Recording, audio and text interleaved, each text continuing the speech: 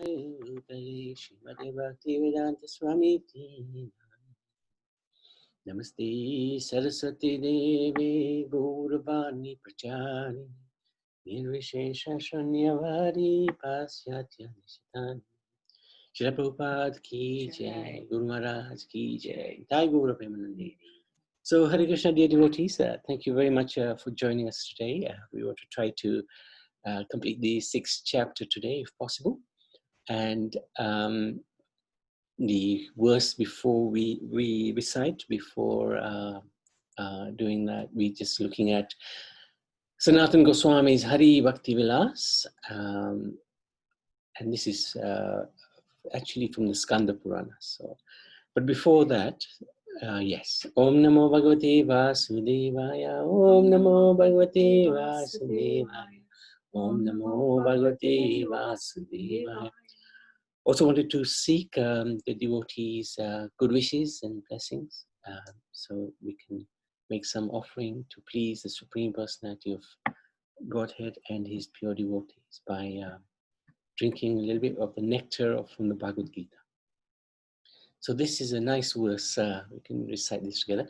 Shalagam Shila Kretu Gita Dhyaryam Patetu Haya Manvantara Sahasrani Vasute Brahmana Pure.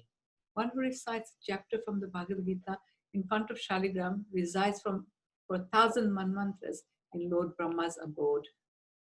So if devotees recall, there are 14 manvantaras in a day of Brahma, which is equal to about 4.3 billion years, and 1,000 manvantaras in total will be equal to more than 300 billion years of our youth, our years.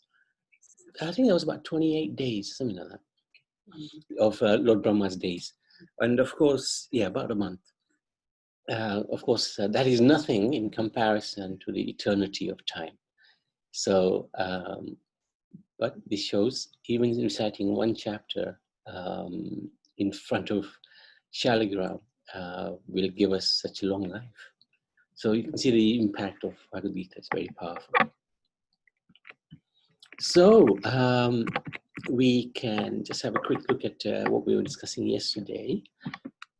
6th chapter is where Lord Krishna is emphasizing Asanga Yoga, because Arjuna's desire to flee to the forest and escape the madness of the war and take sannyas, more or less. That's what he was proposing to Krishna. And Krishna wanted to give him an idea what that actually means. So at the beginning of the chapter, Krishna explains about the state of the mind, how if the mind is controlled, it can be one's friend. If it's not controlled, it can be one's enemy. And the lesson we took from that was that we are not the mind. We know we're not the body, but we're also not the mind, because we can observe the mind, we can see the mind, we can check the mind. We are higher than the mind, the spirit soul. And Naniban made a nice point actually that, Krishna actually does say in 10:22 that of all the senses, I am the mind. So he's in chapter 10 showing his vibhuti aspect, where he can be seen in this world. So where the mind is controlled, actually, that is also Lord Krishna. Because there are 6 senses, and the 6th sense is the mind, and the mind is higher than all the other 5 senses. So of all the senses, mind does represent Krishna if it's controlled. And then Krishna explained the process of Ashtanga Yoga. And that is quite important, because one has to sit up straight, one has to meditate for long periods of time, and we must also not eat too much, not eat too little, have a balanced lifestyle. So many things, living in seclusions, practicing celibacy, and vision must be completely focused.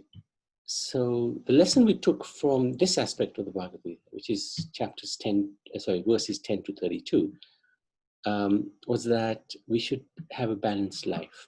Don't eat too much, don't eat too little, don't sleep too much, don't sleep too little. So a balanced life will actually help control the mind. So today,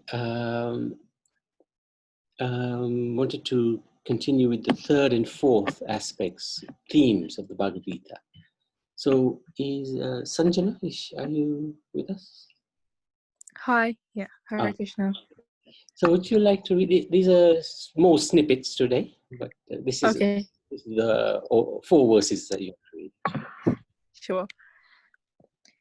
Text 33. Arjuna said, O Madhushudana, the system of yoga which you have summarized appears impractical and unendurable to me, for the mind is restless and unsteady.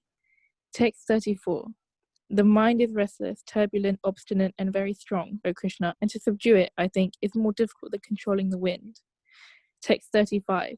Lord Sri Krishna said, O mighty armed son of Kunti, it is undoubtedly very difficult to curb the restless mind, but it is possible by suitable practice and by detachment. Text 36. For those whose mind is unbridled, self-realization is difficult work, but he whose mind is controlled and who strives by appropriate means is assured of success. That is my opinion. Very good. So,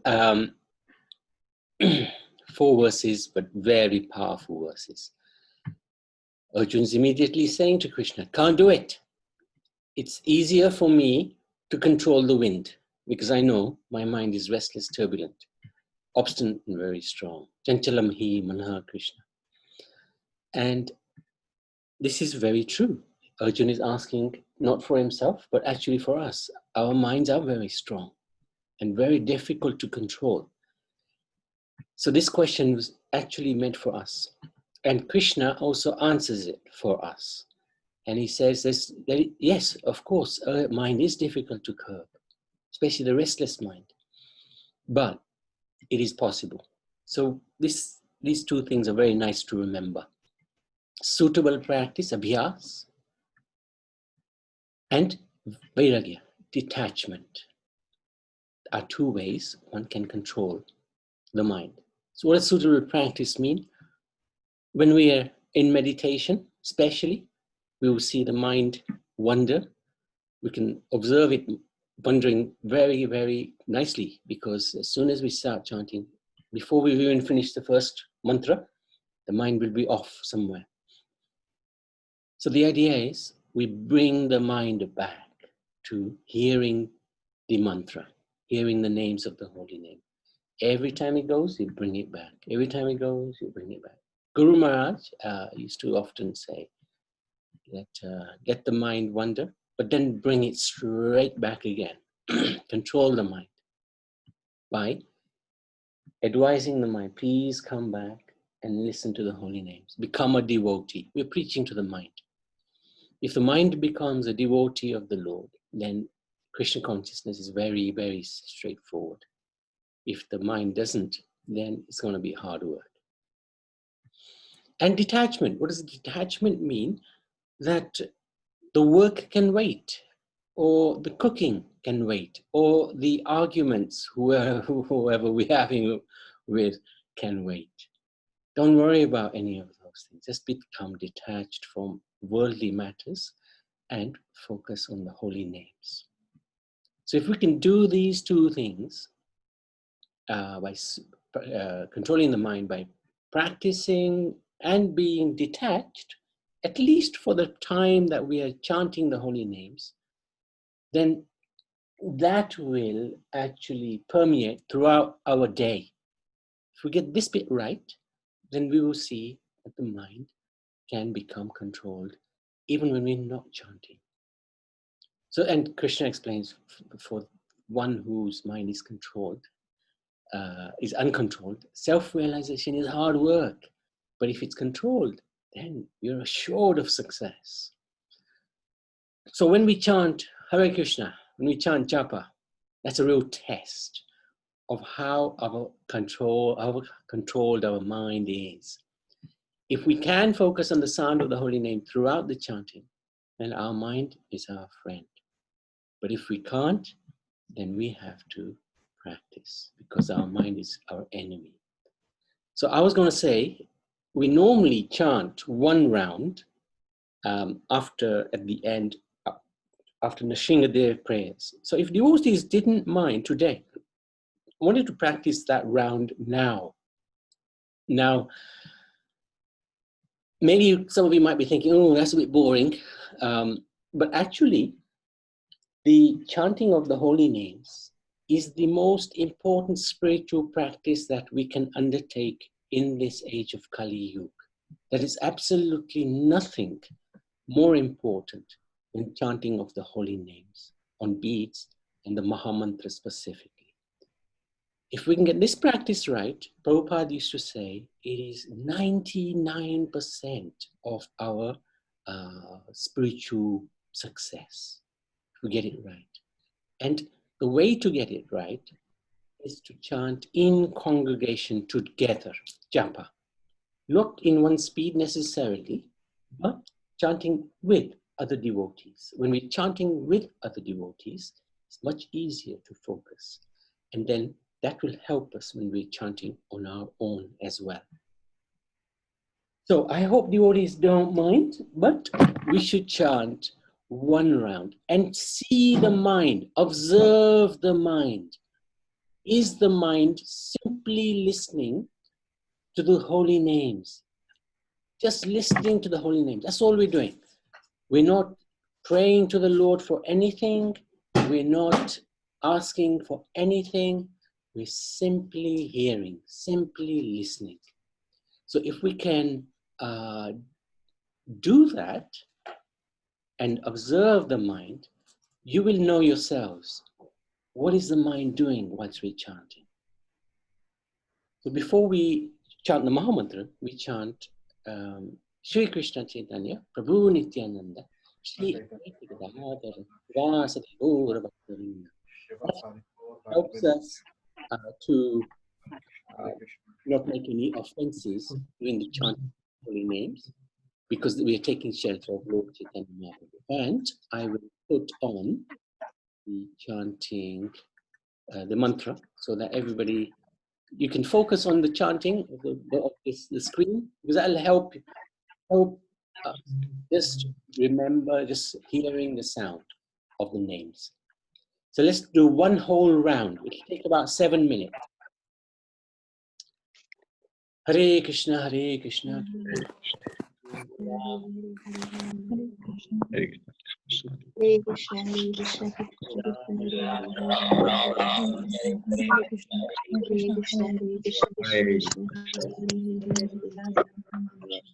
Hare Krishna, Hare Krishna, Krishna Krishna, Hare Hare. Hare Krishna, Krishna Krishna, Hare Hare. Hare Krishna, Hare Krishna, Hare Krishna, Hare Krishna,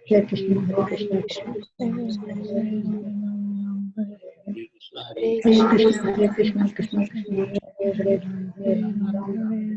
Krishna, Hare Krishna, Hare Krishna, Krishna Krishna, Hare Krishna, Hare Krishna, Hare Ram, Hare Ram, Ram Ram, Hare Krishna, Krishna Krishna, Hare Krishna, Hare Krishna, Krishna Krishna, Hare Krishna, Hare Krishna, Hare Krishna, Hare Ram, Hare Krishna, Hare Krishna, Krishna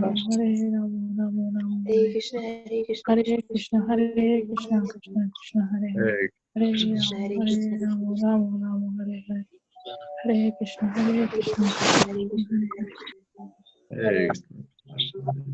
Hare Krishna, Hare Krishna, Krishna Krishna, Hare Ram, Hare Krishna, Hare Krishna, Krishna Krishna, Hare Ram, Ram Ram, Hare Krishna, Hare Krishna, Krishna Hare Hare Krishna, Hare Krishna, Krishna Krishna, Hare Krishna, Krishna Krishna, Hare Krishna, Hare Krishna, Krishna Krishna, Hare Krishna, Hare Krishna, Krishna Krishna,